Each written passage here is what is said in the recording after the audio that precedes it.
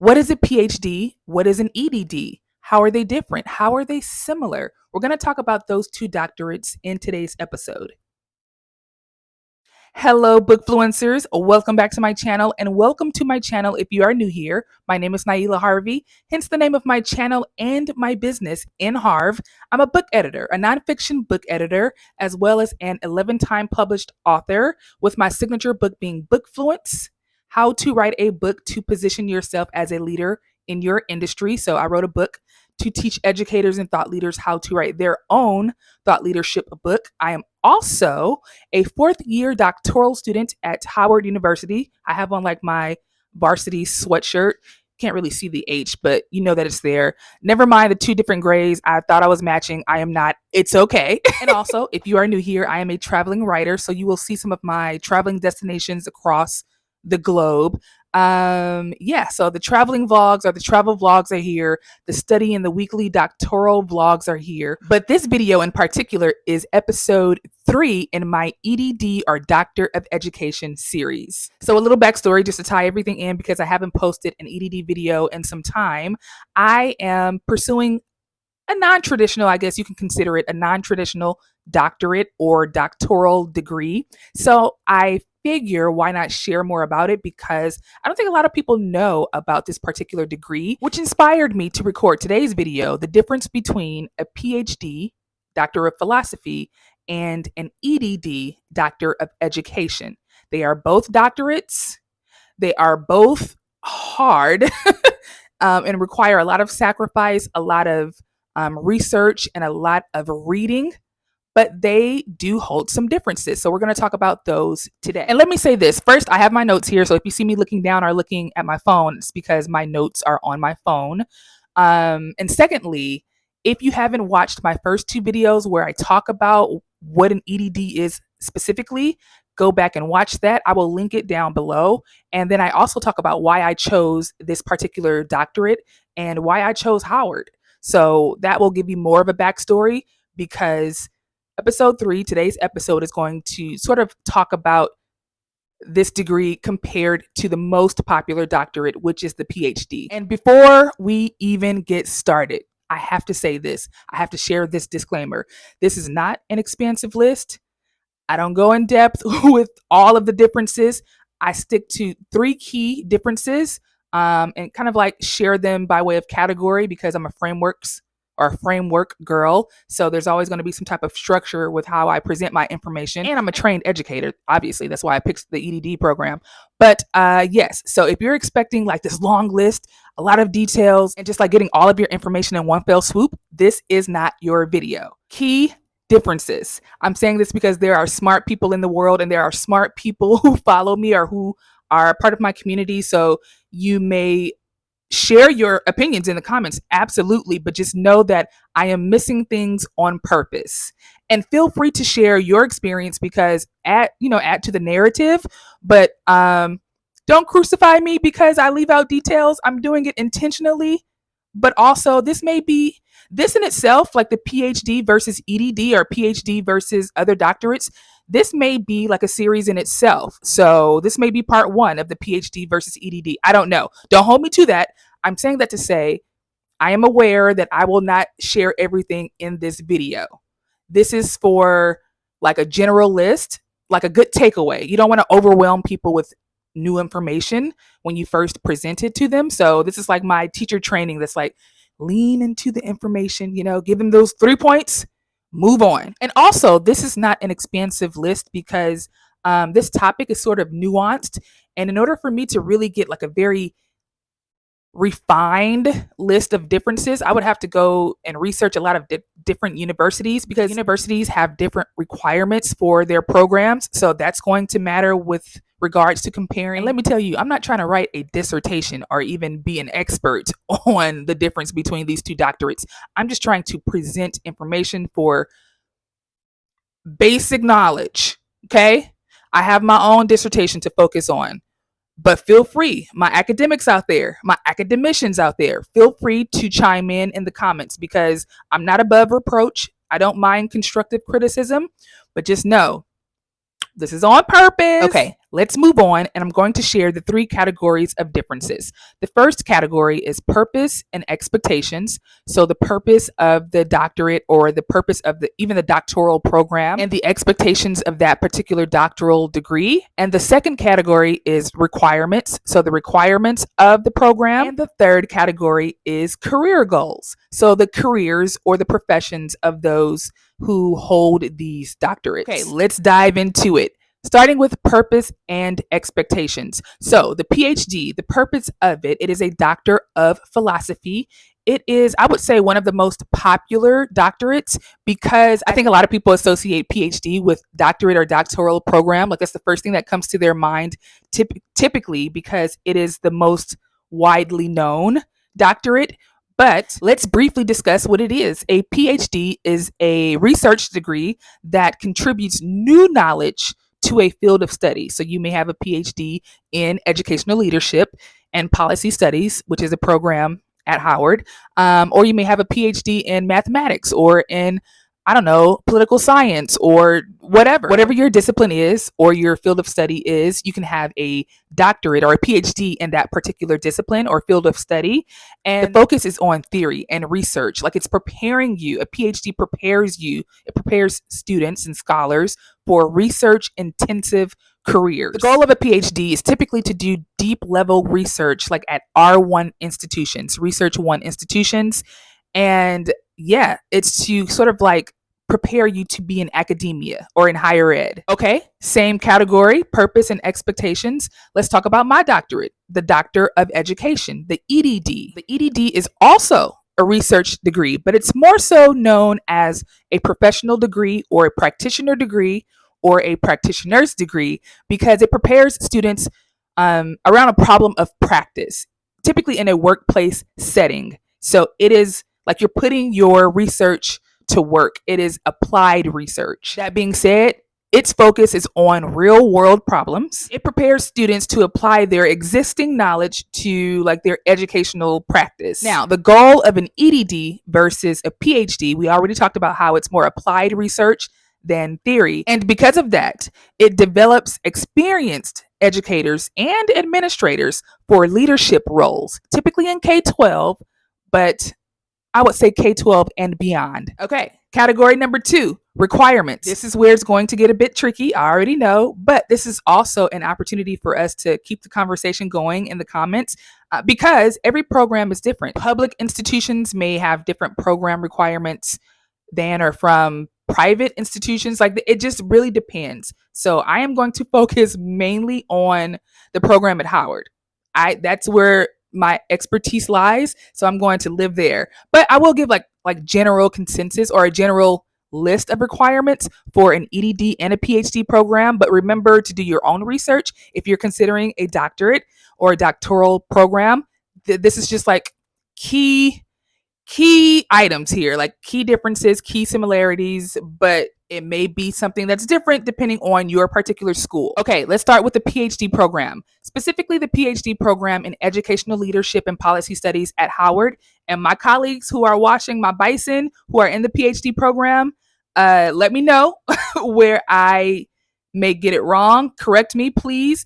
But also feel free to let me know that I got it right. So for the PhD program in educational leadership and policy studies at Howard, you have your coursework, which is about 72 credit hours. You have the graduate expository writing exam, and that is just to prove that you are competent in the English language. You have your comprehensive exam or your comps, and that's like the exam that assesses your comprehensive knowledge of all of your coursework thus far, or the coursework that you've taken in your program. You have the proposal defense. So you're defending the first 3 chapters of your dissertation. That's your defense. You have the IRB approval and application process. Well, the application process obviously is before the approval. And for those who don't know, the IRB stands for the Institutional Board Review, and that is required for any research involving humans. Like if you're going to involve people, then you have to complete that. And that's also to prove that you're doing ethical research. So the IRB is very important.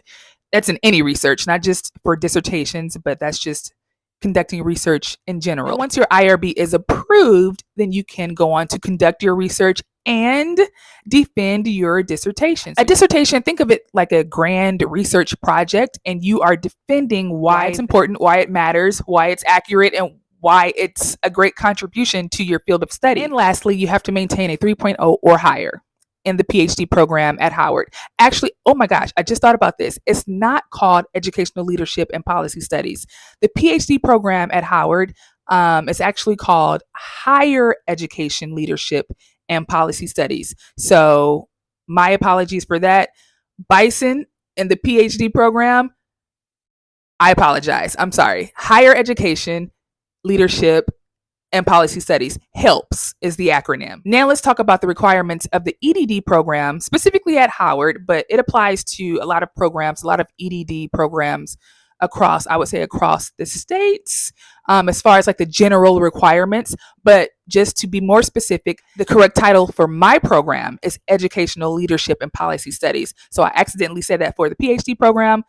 Again, the PhD program at Howard is HELPS, Higher Education. The EdD program at Howard is ELPS, Educational Leadership and Policy Studies. Both are focused on educational leadership, but just two different titles. So clearing that up. So the requirements are very similar. You have your coursework, but our total credit hours is 66, I believe, at the time of recording this video, whereas the PhD program is 72.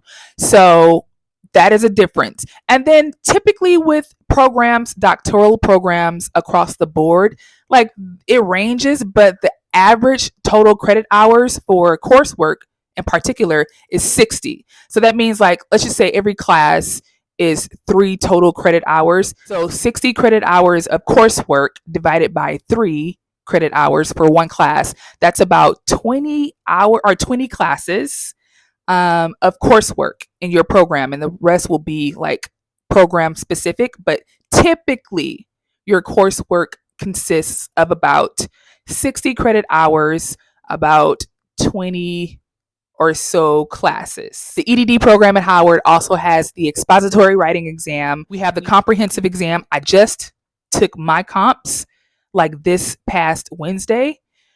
I'm still recovering. Like, my body is still recovering from those long nights at the library. We may talk about it in another video. I may still be traumatized. I don't know, but comps are no joke. But something that's different for the EdD program is we have internship. So we have to complete a total number of hours. For us, I believe it's 240 hours of internship. So we are at a site, a K-12 site, a school, or something of that matter, a district, or even an organization, an educational organization, something that's going to allow us to experience like leadership in a capacity and work on a problem of practice. So for a lot of EdD programs, the dissertation is not a traditional dissertation where, as a PhD, they focus on like mixed methods research or qualitative or quantitative research.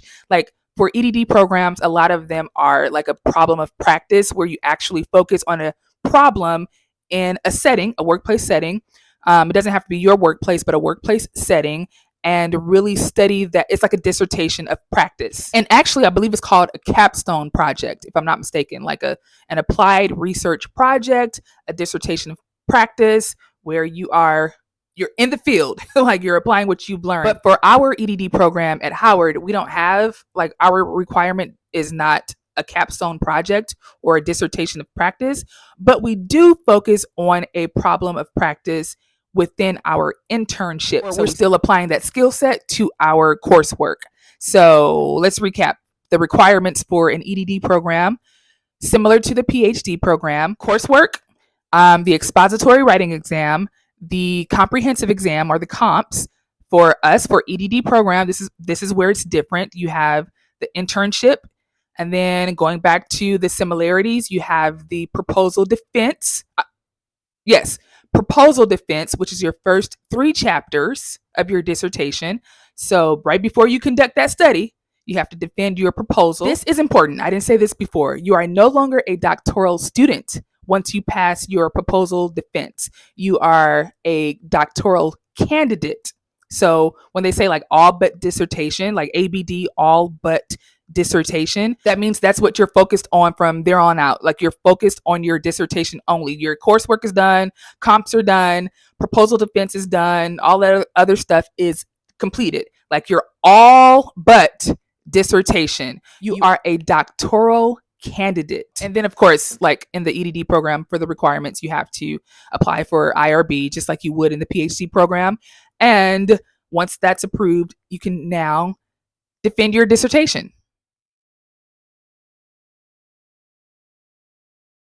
And the final category in the PhD versus EdD topic is career goals. Please forgive me. I hope you don't mind. I'm just going to read my notes for this portion of the video for this category because it's a little bit easier to do so. So for PhD students, the goal for careers is to prepare students for careers in research in specific fields. So depending on what your field is, what your discipline is to prepare you in that field, and also in higher education as a whole. PhD programs typically consist of early to mid-career scholars or students who are seeking academic or research careers. And these students typically aim to publish, like at the university level, journals or literature, or they're professors. They aim to teach. Let me name just a couple of career choices that those with PhDs may choose. One is, of course, a professor or someone in academia.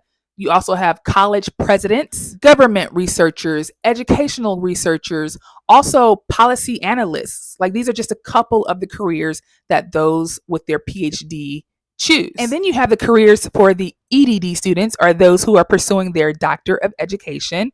And EdD students or EdD programs are typically consist of experienced practitioners who want to enhance leadership effectiveness or improve practice, or they want to lead change, like typically in their workplace. So they want to strengthen their leadership skills or become administrators or leaders within the education industry, typically K-12. These professionals range from mid-career teachers, those who have a little bit more experience in the teaching field, like myself. That's what urged me to apply. Also principals, superintendents, administrators. There's also district leaders, so those who are in just school districts and educational organizations. Like that's all within the scope of those who typically have an EdD. All right, guys, that is the end of today's video, episode 3 in my EdD Doctor of Education series. I hope you've enjoyed my take on the 3 key differences of the PhD versus the EdD. Of course, there are more differences and more similarities. I just touched on the key differences and the key similarities, but no matter what, a doctorate is a doctorate, and it is hard work. It is challenging, especially as full adults. So not college age, not 22, 18, 19, early 20s. Even still, like people work hard at those ages and they have like full-time jobs and they're putting themselves through college like that. Like I get it, but typically for EdD programs or PhD programs like doctorates, doctoral programs, like we are real adults. I am a grown-up with a big age, over 35. I am an employee. I'm a business owner. I like to have a social life. Like I have a very full life. My schooling is not my life. It's a part of my life, but it's not my life because I'm fully grown. So it's hard to sacrifice what you've already been doing, like your work and your family and your social life, to take on such a big responsibility, such as a doctoral program. So it requires a lot of sacrifice. So no matter if it's a PhD or an EdD, it's challenging. It can be very challenging. So if you are in a program, let me say firstly, congratulations on taking a chance and betting on yourself. Also, girl, guy, Godspeed. It can be done. Keep the faith. Like at the end, think about yourself as Dr. So-and-so. I keep saying Dr. Harvey, because I want to hear those words. I want to earn my degree. And lastly, like I have to say this, it doesn't matter if you earn a PhD or an EdD or any other type of doctorate. Like it's all about how you leverage it.